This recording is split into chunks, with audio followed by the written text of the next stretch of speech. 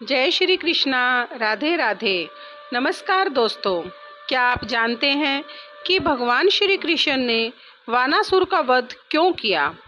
आज मैं आपको उस वृत्तांत को सुनाने जा रही हूँ जब कुंती पुत्र युधिष्ठिर ने राजसूय यज्ञ किया। तब उन्होंने भगवान श्री कृष्ण की सबसे पहले पूजा करने का निश्चय किया।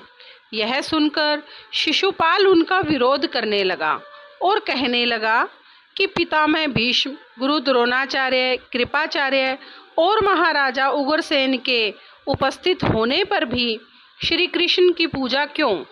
यह सुनकर कुंती पुत्र युधिष्ठिर ने गंगापुत्र भीष्म से पूछा। तब गंगापुत्र भीष्म ने श्री कृष्ण द्वारा वानासुर के वध का वृत्तांत सुनाया, जो इस प्रकार है। पितामह भीष्म बोले, हे भरत श्रेष्ठ युधिष्ठिर, भगवान श्री कृष्ण ने अपने पुत्र अनिरुद्ध को निमित्त बनाकर देवताओं को जो भला किया, वह इंद्र सहित सभी देवताओं के लिए अत्यंत कठिन कार्य था। पितामह भीष्म ने बताया कि बान नामक एक राजा हुआ था, जो बलि का सबसे बड़ा पुत्र था। वह महान, बलवान और पराक्रमी होने के साथ साथ हजारों भुजाओं से सुशोभित था। बानासुर ने सच्चे मन से बड़ी कठोर तपस्या की थी। उसने कई वर्षों तक भगवान शंकर की आराधना की। भगवान शंकर ने भी उसकी तपस्या से प्रसन्न होकर उसे अनेक वरदान दे दिए। भगवान शंकर से वरदान पाकर वह और भी अधिक बलशाली हो गया और शोणितपुर में राज्य करने लगा। हे भरतवंशी युधिष्ठिर, बानासुर ने अपनी असीम शक्तियों से सभी देवताओं को व्याभीत कर रखा था।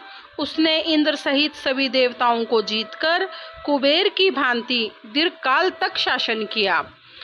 ज्ञानी विद्वान शुक्राचार्य भी उसकी समृद्धि बढ़ाने के प्रयत्न करते रहते थे। बानासुर की एक पुत्री थी जिसका नाम उषा था। वह इतनी सुंदर थी कि उसके रूप की तुलना किसी अन्य स्त्री से नहीं की जा सकती थी। हे कुंती नंदन, श्री कृष्ण के पुत्र अनिरुद्ध किसी तरह उषा के पास पहुंच गए और छिपकर उसके साथ ही रहने लग गए। उषा को भी अनिरुद्ध से प्रेम हो गया था। जब बानासुर को गुप्त रूप से छिपे हुए अनिरुद्ध का अपनी पुत्री के साथ रहना जान लिया, तब बानासुर ने अनिरुद्ध और अपनी पुत्री दोनों को कारागार में डाल दिया। बानासुर ने अनिरुद्ध पर अत्यधिक कष्ट दिया, जिसकी वजह से वे मूर्छित हो गए। बानासुर ने अनिरुद्ध को अनेक प्रकार की प्रताड़नाएं दी। हे कुंती नंदन, उसी समय मुनि परवर नारद जी द्वारका आकर श्री कृष्ण से मिले और इस प्रकार बोले, हे महाभाऊ श्री कृष्ण, आप यदुवंशियों की कीर्ति बढ़ाने वाले हैं।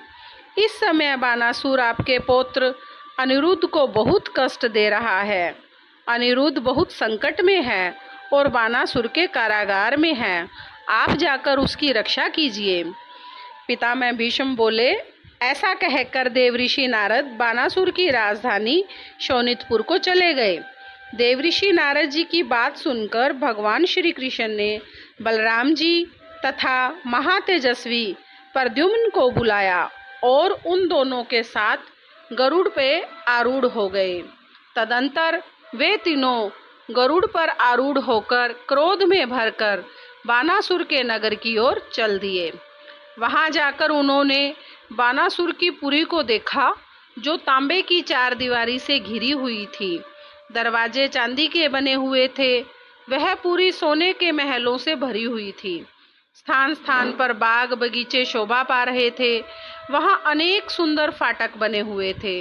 वह नगरी इतनी सुंदर थी कि स्वर्ग की सुंदरता भी उसके आगे फीकी लग रही थी।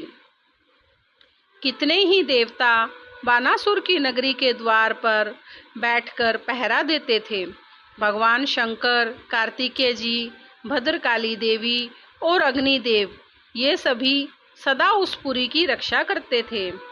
बानासुर की नगरी के उत्तर द्वार पर भगवान शंकर हाथ में त्रिशूल लिए स्वयं खड़े थे। जब उन्हें पता लगा कि भगवान श्री कृष्ण काल की भांति उनकी ओर बढ़ रहे हैं, तब भगवान शंकर ने पिनाक धनुष धारण किया और बानासुर की रक्षा करने के लिए श्री कृष्ण के सम्मुख आए। उसके बाद भगवान शंकर और श्री कृष्ण में भयंकर और रोमांचकारी युद्ध हुआ। वे दोनों एक दूसरे पर विजय पाने के लिए प्रहार करने लगे। दोनों ही क्रोध में भरकर एक दूसरे पर दिव्य अस्त्रों का प्रयोग करने लगे। 2 घड़ी तक युद्ध करने के पश्चात भगवान श्री कृष्ण ने भगवान शंकर को जीत लिया और द्वार पर खड़े अन्य शिवगणों को भी परास्त करके उस उत्तम नगर में प्रवेश किया। हे पांडुपुत्र, जैसे ही भगवान श्री कृष्ण ने पुरी में प्रवेश किया, अत्यंत क्रोध में भरकर बानासुर से युद्ध शुरू कर दिया। बानासुर भी क्रोध से आग बबूला हो रहा था।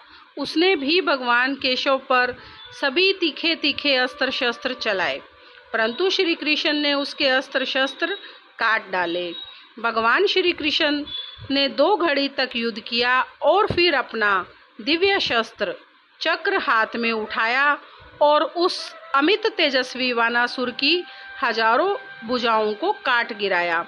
भुजाएं कट जाने पर बानासुर शाखाहीन वृक्ष की भांति धरती पर गिर पड़ा। बानासुर को रणभूमि में गिराकर श्री कृष्ण ने अपने पौत्र अनिरुद्ध को छुड़ा लिया। अपने पौत्र अनिरुद्ध और उषा को छुड़ाने के बाद श्री कृष्ण ने बानासुर के सभी मूल्यवान रत्न हर लिए और फिर सभी रत्न गरुड़ पर रख लिए। उसके बाद शंख चक्र गदा और खड्गधारी भगवान स्वयं गरुड़ पर आरूढ़ होकर द्वारका की ओर चल दिए और वे द्वारका पहुंचकर यदुवंशियों के साथ ठीक उसी प्रकार रहने लगे जिस प्रकार सभी देवता मिलकर स्वर्ग में रहते हैं। इस प्रकार कहकर पितामह भीष्म ने श्री कृष्ण की अगर पूजा करने के लिए कहा, क्योंकि श्री कृष्ण एक राजा, शासक, मित्र, सहयोगी, ये सब होने के साथ साथ साक्षात भगवान हैं। उनसे अधिक शक्तिशाली और कोई भी नहीं है। उनसे अधिक परम तेजस्वी भी कोई नहीं है। इस प्रकार बानासुर के वध का वृतांत पूरा हुआ। जय श्री कृष्णा, राधे राधे। जय श्री कृष्णा, राधे राधे।